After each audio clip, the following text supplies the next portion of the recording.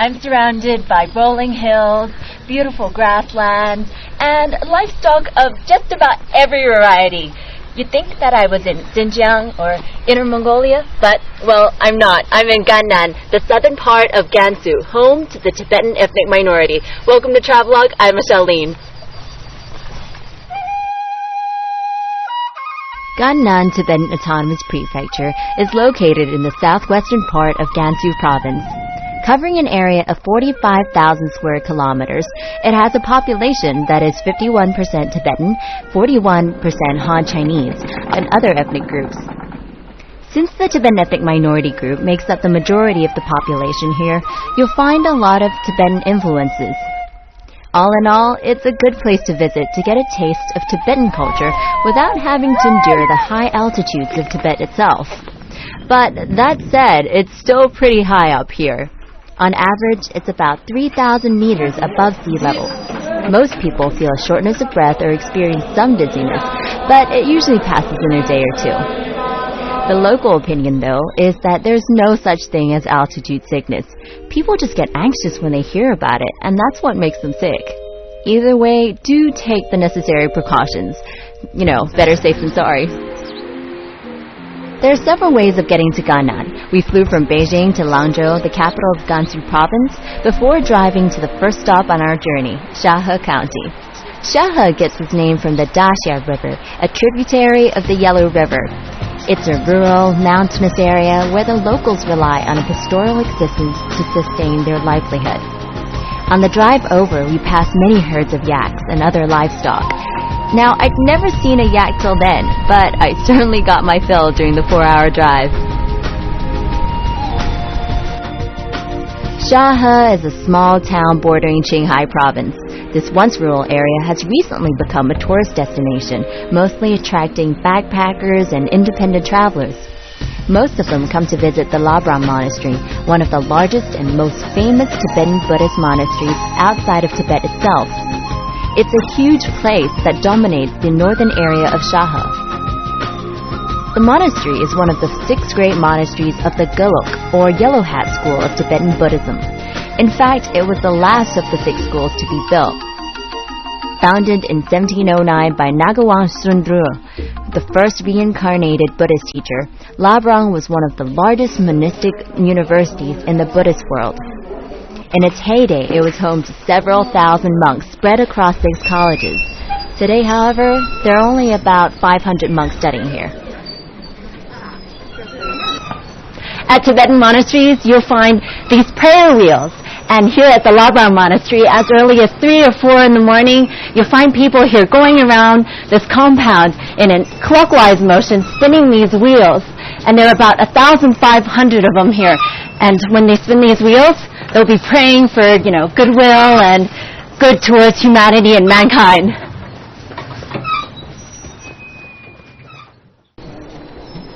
There's something almost hypnotic about watching these devout Buddhists turn wheel after wheel while they pray. A few of them did look up to watch us at work, but they quickly lost interest and resumed their prayers.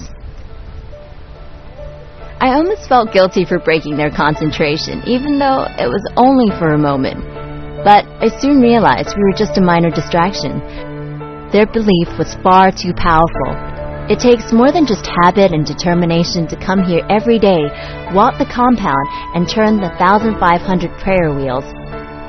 I think it takes genuine spiritual devotion, something I find truly admirable.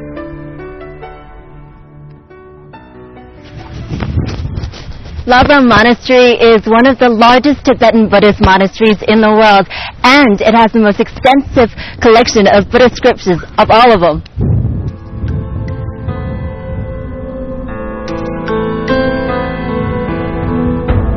The 6 colleges at the Labrang Monastery are the Sutra and Debate College, also known as the Philosophy College, the Medical College, the Upper and Lower Tantra Colleges, the Kalachakra College, and the Havira College. Monks are either assigned to a college or they choose one for themselves according to their special interests. Of course, it's better if they choose, since their study can last an entire lifetime.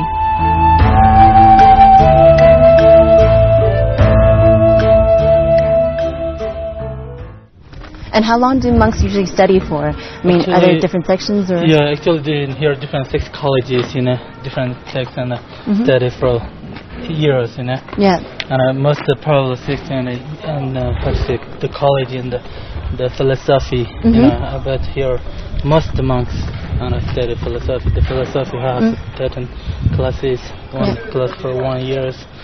And how many years do they have? How many years are there? Many years. But I wanted to finish in the classes. The monks agree to take the exam to this name is called the Dorumbas and Ramjumbat, the highest positions. That's the highest level? Yeah, highest level. And how long would it take to get to the highest level? I think this one is almost 25 and 30 years they're studying. That's a lifetime of studying. It's just a whole life to study. That kind of do that. Can't pass that exam. It's too difficult. Just here,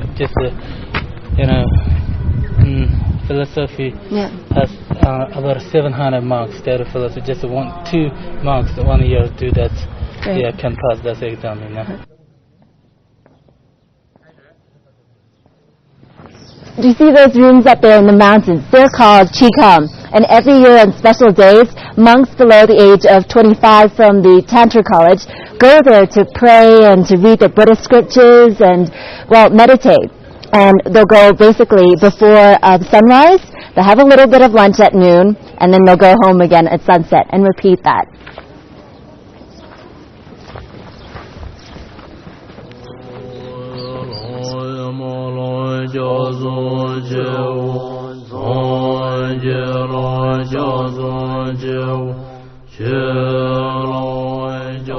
Every day the monks will have morning and afternoon classes. In each of the 6 colleges there are 13 levels of education. Now once a student reaches the 12th level, he takes part in one of the 2 open debates that are held annually. At the end of it, only one person will go on to the 13th level. That is, after considerable questioning and scrutiny by his fellow students and judges. Sometimes, if the judges aren't convinced, no one will be deemed to have passed the debate. But, see, here's the catch. A monk can only undergo this examination once in his lifetime, so anyone who participates and doesn't pass has to remain at the 12th level, or restart their education from scratch again at another college.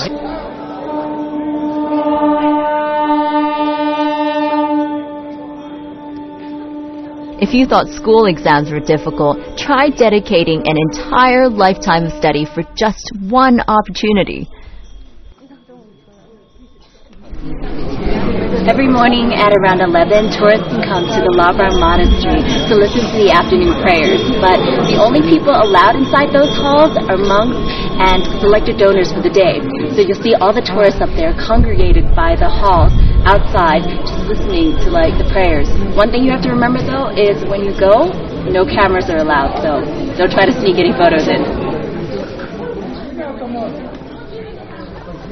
Tibetan people are extremely devout and will make regular visits to the monastery to pray for their loved ones. One such occasion is when a relative leaves home. The entire family will visit the monastery, bringing with them yak butter for lighting candles and long pieces of silk called hara to pray for a safe journey. Apparently, you need to present your haras to the monastery before you pay homage before the statues of the Buddha, because presenting a hara, be it to a monastery or as a welcoming gift to a guest, is a sign of purity, respect, and loyalty.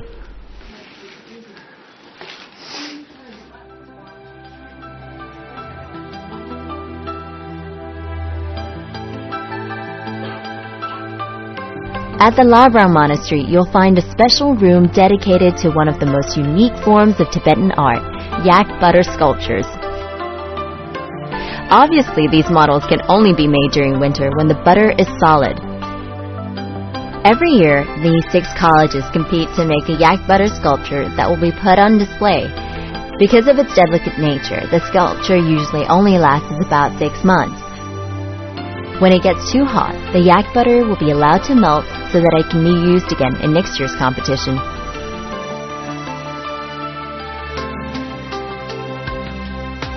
Aside from yak butter sculptures, another well-known art form, perhaps the most famous in Tibetan culture, is the tanka.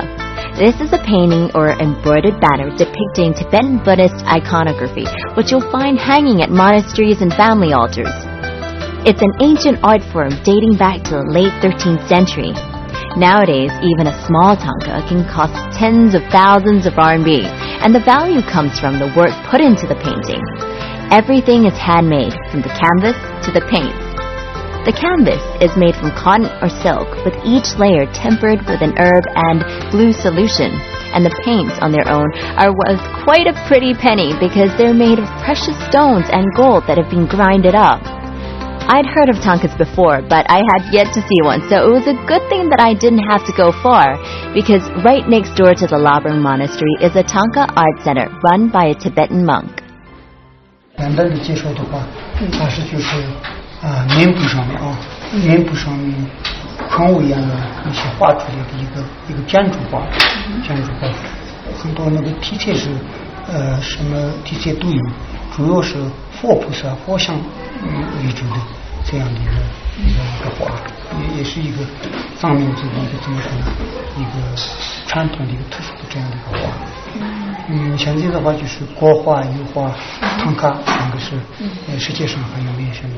完成一个唐卡的话，这种大小的话，无路云，做工很细致的，蛮丰富。你现在教你多少学生？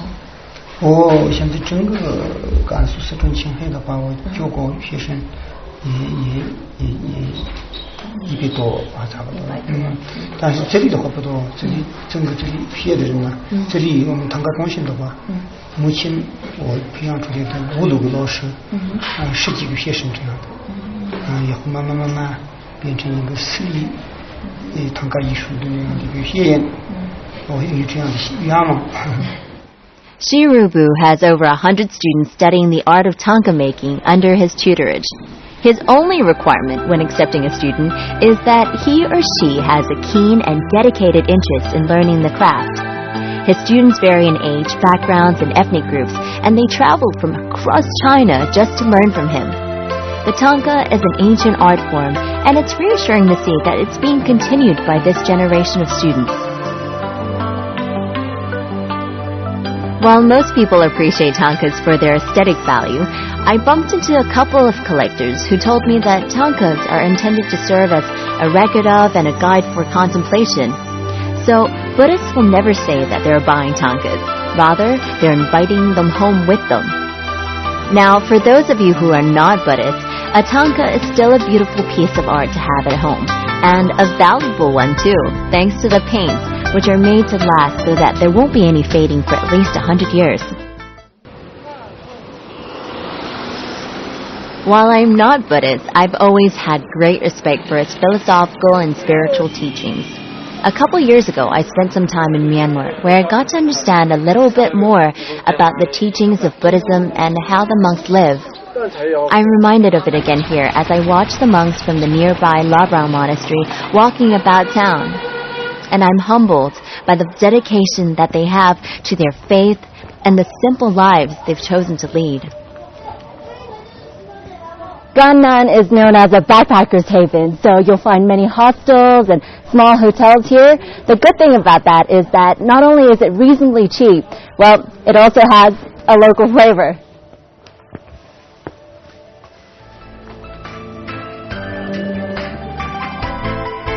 If you're the kind of person who needs their creature comforts and can't stay anywhere with fewer than 5 stars, you may want to think twice about visiting Shaha.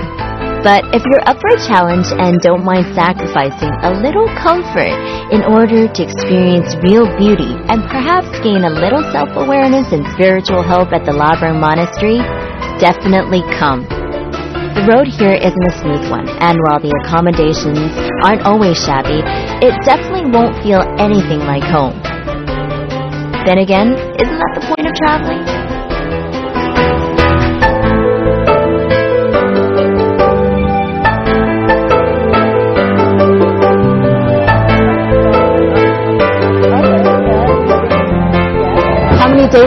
How many days have you guys been here? You mean in this area? Yeah. Just one night. Just one night. What do you think is the best thing you've seen here? The monastery is quite good. Yeah, the monastery. Yeah. And then the Tibetan is also very friendly and helpful. Right. Yeah. So, when did you arrive? Yesterday? Yesterday, yeah, in the afternoon. Okay. Where are you going after this? We will go to Langmu Si. And then we will stay 2 or 3 nights maybe. We do some trekking there. Yeah? Are you into hiking and stuff? Yes. Oh, yeah? Is that why you're here?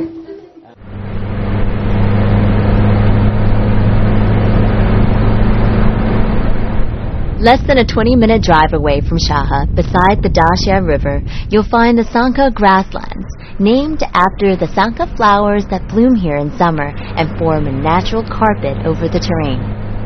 This is the place to visit if you want to experience nomadic Tibetan life, horse riding, living with a local family, and tasting traditional Tibetan foods such as yak butter tea, mutton, and tampa, which is the traditional Tibetan staple food made from roasted highland barley flour. As beautiful as the grasslands are, though, I still recommend venturing to the lesser-known areas for a more authentic experience.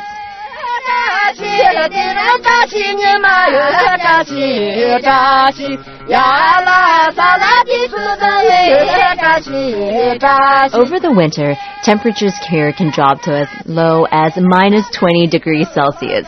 So in spring, during Xianglong Festival, entire Tibetan villages will pack their bags and head to the distant forest to stock up on wood for the coming winter. They'll pitch their tents on different areas of grasslands for 3 or 4 days at a time. They'll work at gathering the wood during the day and celebrate at night, enjoying their time amongst friends and families in the great outdoors before moving on to another grassland. It's a festival with a pragmatic element because it provides the essentials for getting through the winter. But more importantly, it brings families and friends together for some quality time. Now, perhaps us urbanites should take a page out of their book.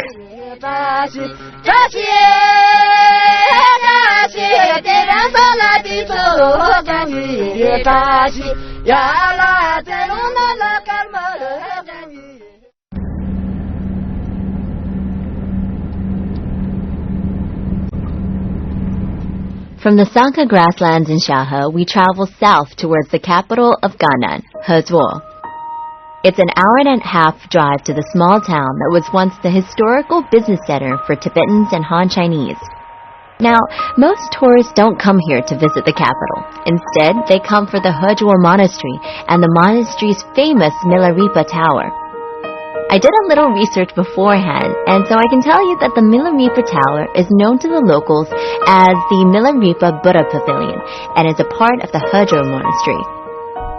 Built in the Qing dynasty, the tower has a history of over 200 years, although the original building was burnt down during the 1960s. The present tower dates from the late 1980s and stands at over 40 meters high. Now, it's a shaky climb up the 9 stories to the top, but I've heard that if you're game, you'll be rewarded with a fine view of the city. Truth be told, Hezhuo is a very small town, and there's not very much to see here.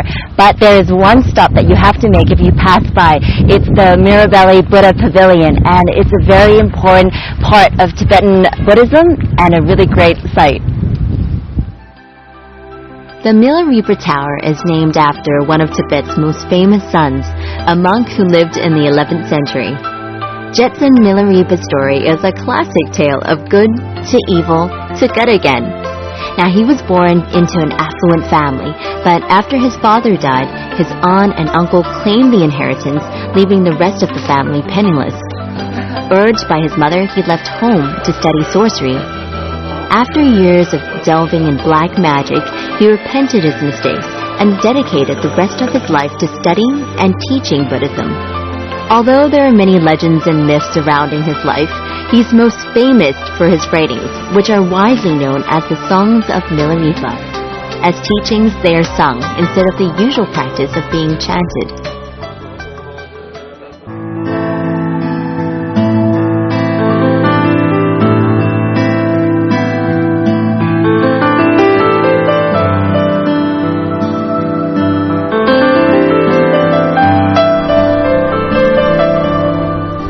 You can visit Gannan all year round, but the best time to come is from June to August.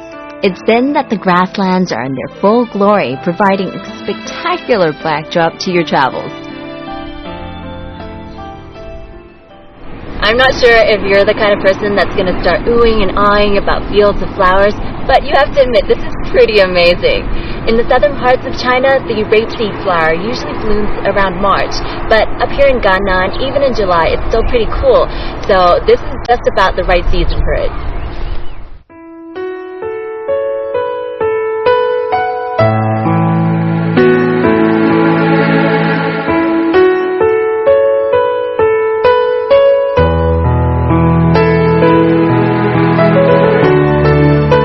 Hezhou can be considered the midpoint between two areas where the ethnic Tibetans lead two very different traditional lifestyles.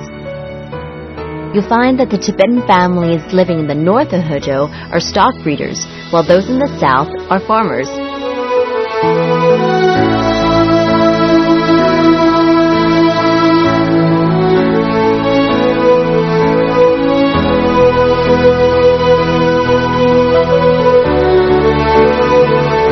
As we leave Hezhou heading south, the scenery begins to change, and we see families farming. This is really different from the families we've seen up north, who move several times a year, packing up their homes and leading their animals on to greener pastures. It's definitely not an easy life, but it's traditional, and it's the way these people have lived for generations. The men herd the animals, and the women take care of the household.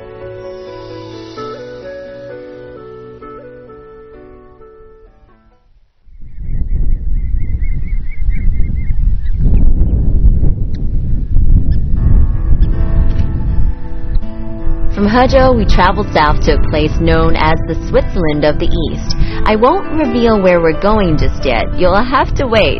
But on our way there, we passed Gahai Lake, a beautiful, untouched piece of nature where the birds fly low, unafraid of the people snapping pictures by the lakeside.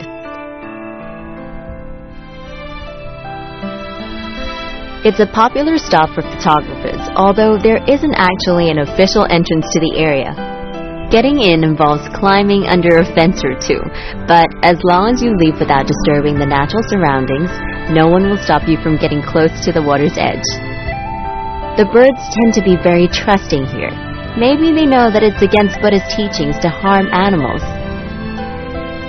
To be honest, I think there's a good chance of you getting hurt if you were to ever try and catch something here. So don't even think about it.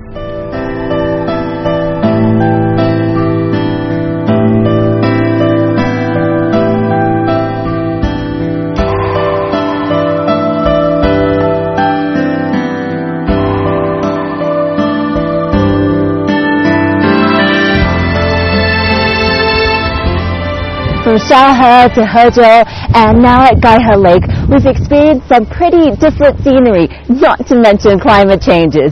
But it's all been spectacular, and that's exactly why people love Gannan so much.